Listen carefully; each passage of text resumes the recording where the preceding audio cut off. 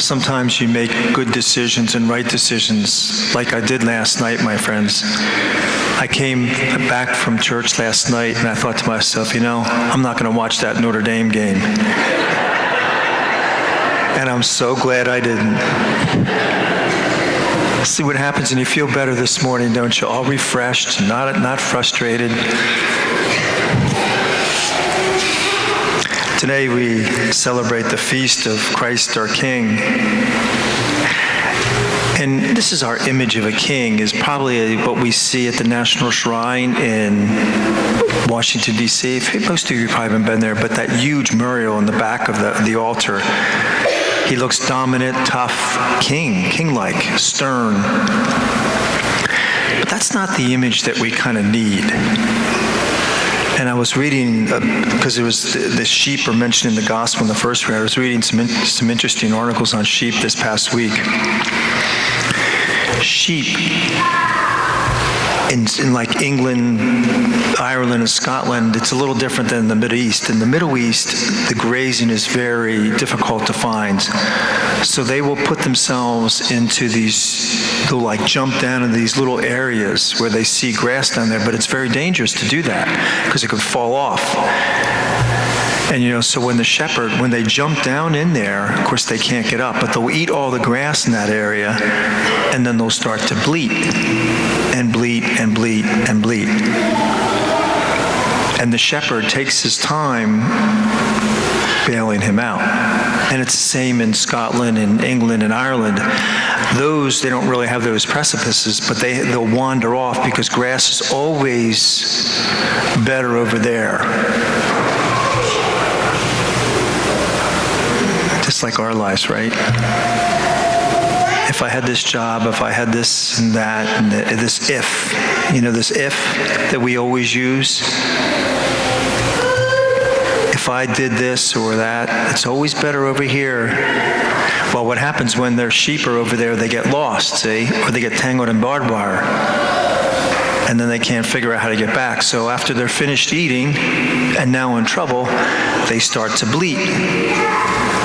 And bleat and bleat. And finally the shepherd comes and gets them. But he takes his time. He takes his time. Why? Because those incredibly sharp sheep, if he got them right away, would do the exact same thing. And we do the same, don't we? We would do the exact same thing. Hardly any of us learn from our mistakes, don't we? Just like a sheep. That's why we need a king. And that's why we need a shepherd to rule over us, to give us a direction, right? That's the purpose of a king, to make sure we don't get tangled off in the wrong areas of our life. There was a man that went to heaven, and in the judgment room there was a table there with a set of glasses.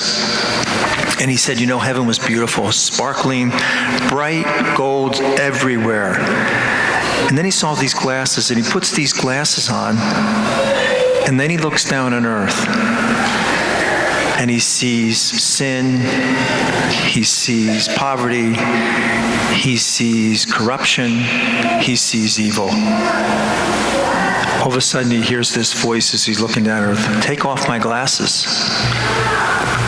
And he did. And he said, "What did you see?"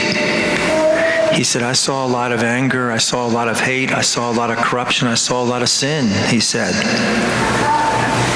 And then the voice said, "Did you feel any love or compassion?" He said, "No." He said, "I would have destroyed them all, seeing all that." He said, "That's why you can't use my glasses.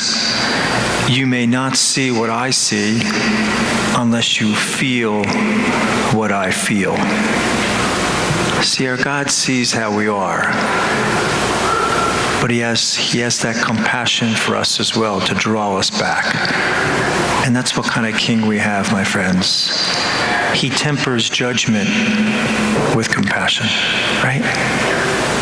He tempers judgment with compassion.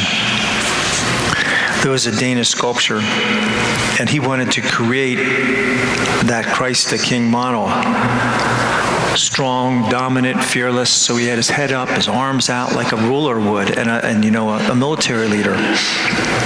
He's been working on this for well over a year. It was made out of clay, and his studio was at the shore. It was overlooking the ocean. He finished this statue, and then he went, because he was working on it, he took a 5-day vacation. But during those next 5 days, it was rainy, there was so much moisture in the air. And because of all that moisture, it made the statue sag. The head drooped a little bit, the arms dropped, and it affected the look of this statue. No longer did he look like a king or a military leader. He had a much softer look. But he didn't want that. So again, he took 2 days off trying to get his mind. He was so upset about it. And then he was getting up one morning and he heard these 3 words, "Come unto me." And he said that's what he's going to name his statue. He went back to his studio and it said, "Come unto me." And that's what all of us have to do, don't we? We need to come unto me, our King, who we need to let rule over us. God bless you.